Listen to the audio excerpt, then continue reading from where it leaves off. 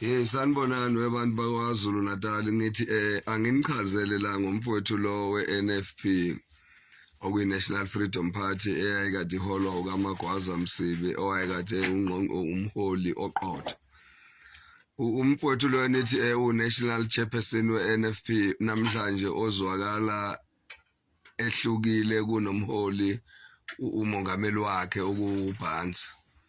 Cha mfowethu ngifuna ukukuchazela okuyiliqiniswanyana nje mfowethu ukuthi lokho kwenzayo ukukhombisa iNingizimu Afrika ukuthi bakhona sebekuhlohla imali emakhukhwini awukwazi ukuthi uma kwi-protocol right ubese uhlukana nomongameli wenhlangano kulokhu akakuthathile nenhlangano akayiholayo enavumelana ukuthi uyayihola futhi nawe njengoba ukhala ngemedia ukuthi banjalo bakuma media njalo khulunywa ngama media ngabe ngenwe endlini kwagogo wenhlangano kaMagwaza niyaziyo kwangenwe endlini kwagogo okukhulunywa wena njengoba usuku imedia wena ke namhlanje uveza nilwa nangezandla ke manje sekunamaphoyisa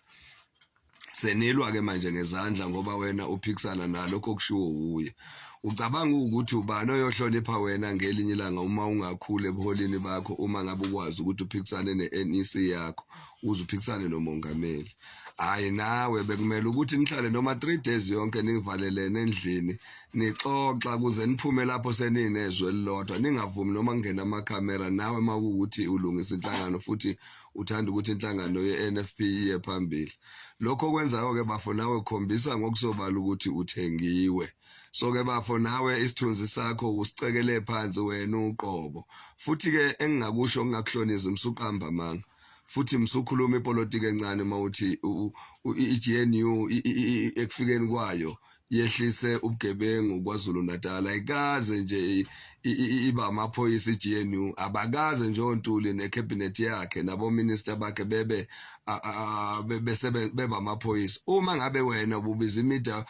ubufuna ukubriefa imedia nezwe lakini neprovince yonke ukuthi amaphoyisa yawancoma ngokusebenza kwaZulu Natal bekuyilungelo lakho ukuthi ukwenze lokho nathi futhi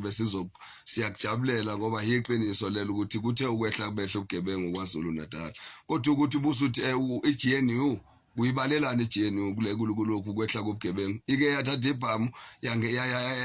yavimbezela igebengu egangayo anisudlala ngathi nini mamelani ke sinitshela hayi ukuthi asibone ukuthi asazi futhi ngoba nathi la emakhaya sibuya khona uma ke nje kumasipala kwanenkatha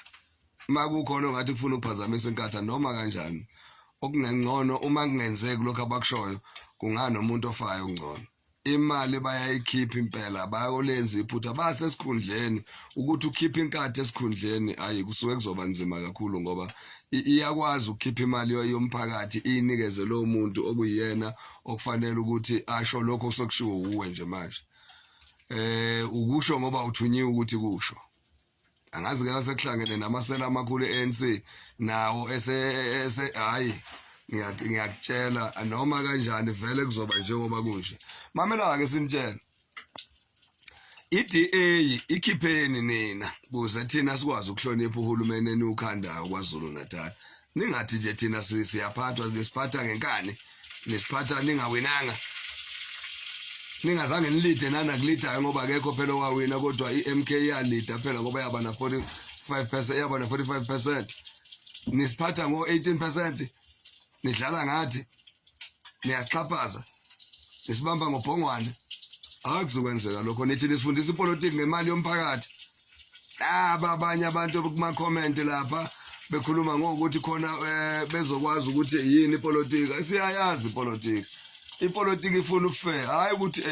iMK ngeke ikwazi nayo ukuthenga abantu ukuthi badunga uhulumeni wakwaZulu Natal ithenga abanye amaqenjini ukuthi badunga ukuthi ukuthatha leyo mali ongabe usiza ngayo abantu abahluphekile unikeze umuntu oyedwa ngoba ukhalela ukuba sesikhundleni wena zazi ukuthi uyisikhohlakali vele yenza kahle MK ingalo ikhipha imali ithenga abantu ikhomba kuba abaholi abaqotho uliyeza ukhetho lohulumeni basekhaya nizophuma komasipala nibe weak nizophuma phela komasipala mina nginesho angikhulumi ngale NFP senilwileke nina nifile fi ke namhlanje fi nebhadi NFP omadoda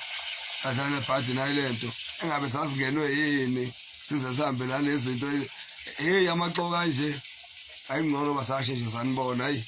asane party NFP ayifo kokugcina ke manje ngoba sekushawana ngebhakela phambi kwamakhamera hawu kodwa nje ngiyibekile MK ngimbekile nomkhwanazi ngiyakunxusa umkhwanazi mfowethu awuzami kuyosesha le ndoda national chairperson yona nomkayo nezingane zayo ayikho imali engenile kibo ngoba ngeke niyosesha nasendlini zabo kubaphuthume nje uyosesha nasendlini zabo ikhona imali engenile siyakunxusa siyakwazi uyasebenza khona bayinike khona uphuthuma uyosesha mkhonana thumela NIU lapho uyosesha khona ezokuthola khona nje ezokuthola ageje uyazi ukuthini kwiningizimu Afrika kufanele nenze isiqiniseko sokuthi niba baholi abaqotho njengozuma uzuma phela uqotho lisimtshela iqiniso umholo osele owakwaya nje kudingiselwa ngena ngishejele omcabangela ngempela umuntu omnyama uzuma nonke nina abanye ningene ngesitayele epolitikini anithi nifana nseno Ramaphosa wasukela emabhizinisini nje wazofaka kwabelungu ngapha ukuthi axhaphazizwe wena uphewalo yaxhaphaza anikhohliwe ngenigoqo untuli ke manje lapha eKZN ubevele ephunyuka nakinkatha nje ingakaphathi ubevele nje efuna ukuyiphatha ubefike uhlabisa uSholoko untuli eSholoko uthula untuli ngoba esetholele isikhundla sokuba yiprima make waphuma lapha uqala phansi abangumsindo uye phambili phela inkathi ithuliswe ukuthi untuli athole isikhundla ngibona ukuthi asazi ukuba isikhundla ngasolwa nguntuli ngabe axatshelwe enkatheni liyabhubha ngoba uhlabisa ubeSholoko namhlanje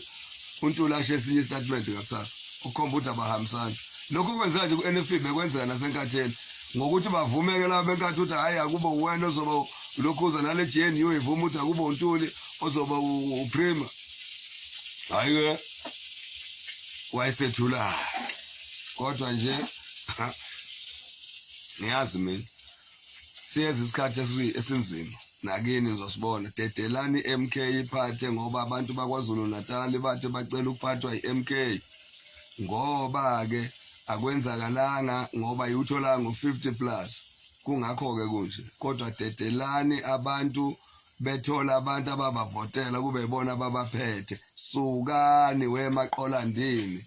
sukani wemasela lamasela lawo masela laba abantu benkatha nabe ANC namasela nina